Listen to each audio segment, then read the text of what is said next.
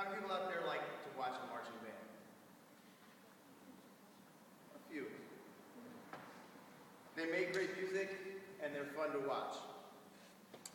Mrs. Barberia asked me to speak this week because we're celebrating someone's birthday.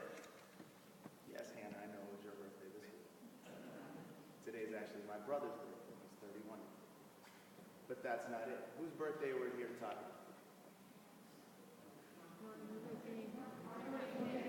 Yeah, Martin Luther King Jr. And Martin Luther King Jr. was an ordinary man. He brushed his teeth. He put on his pants, one leg at a time. He went to school. He used a pen and a paper to write down his ideas. He believed in God. He looked at the world with two eyes, and he smelled it with his nose. He loved his wife, and he loved his children. Martin Luther King Jr. was an ordinary man. In other ways, Martin Luther King Jr. was extraordinary. He went to college when he was 15 years old. The ideas he wrote down with his pen and paper helped the government of the United States to live up to its promises to all of its citizens. The words he spoke inspired people when he was alive, and they continue to inspire people 40 plus years after his death. He was the youngest person to win the Nobel Peace Prize, and he's a saint in the Episcopal Church. Martin Luther King Jr. was also extraordinary.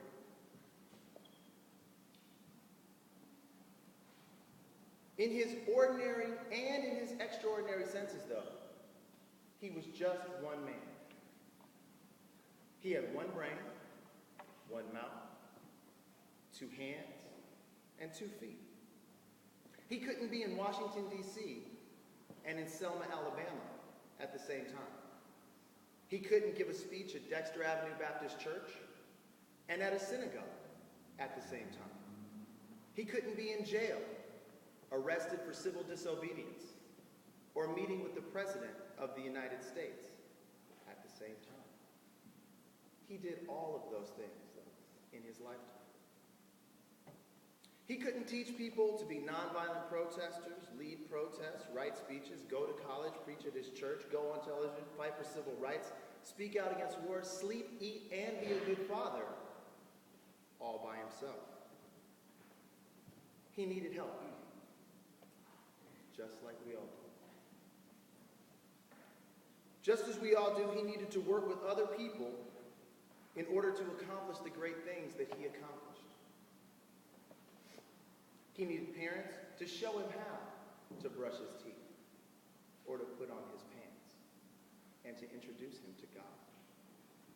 He needed teachers to instruct him how to hold the pen, how to put it to paper, how to express those ideas that he had. He needed people who believed that the laws needed to be changed in order to change those laws.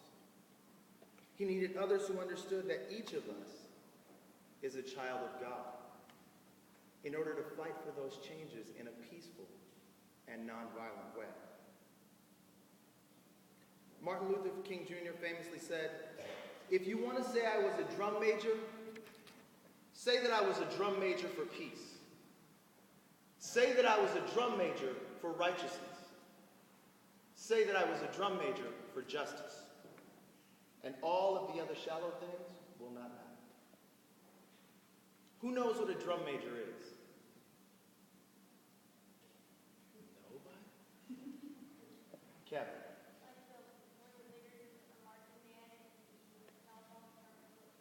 Exactly. The drum major is that guy you see or that girl you see out in front of a marching band, and they're doing all this thing, and they're walking around, and they've got the crazy headdresses on. Does everybody know what a drum major is? Yes? All right. But the question is, why would this extraordinary man call himself a drum major. He understood one simple thing. Life is better when we work together. As talented as he was, and as talented as we all are, we can do much, much more when we work with and when we work for other people. This is a truth that allowed the founding fathers and other colonists to form a new country called the United States of America. This is a truth that allowed abolitionists to fight against and end slavery in these United States. It's a truth that allowed women to gain full citizenship and the right to vote, and allowed people who work very hard to make enough money to feed their families. Working together is how people in the civil rights movement, including Martin Luther King Jr., changed the laws to make African Americans and Mexican Americans and Japanese Americans and Christian Americans and Jewish Americans all equal. Here at St. Matthew's, that truth holds too. How many of you play soccer? How many of you play basketball?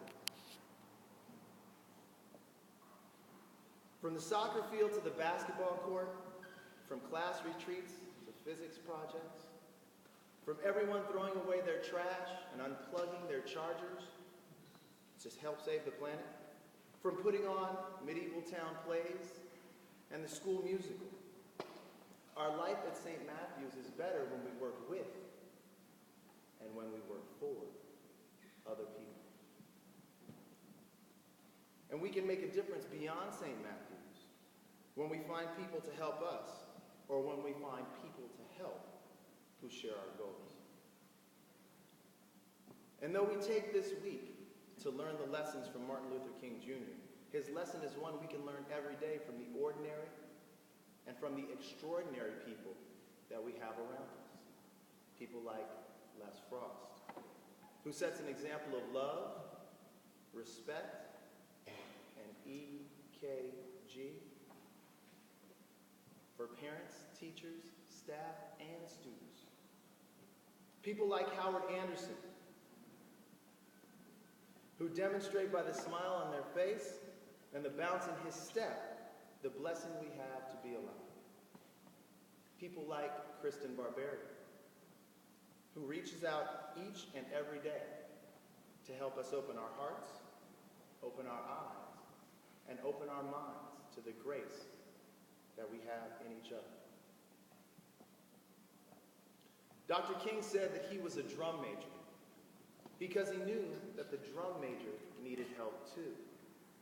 The drum major is nothing without the band.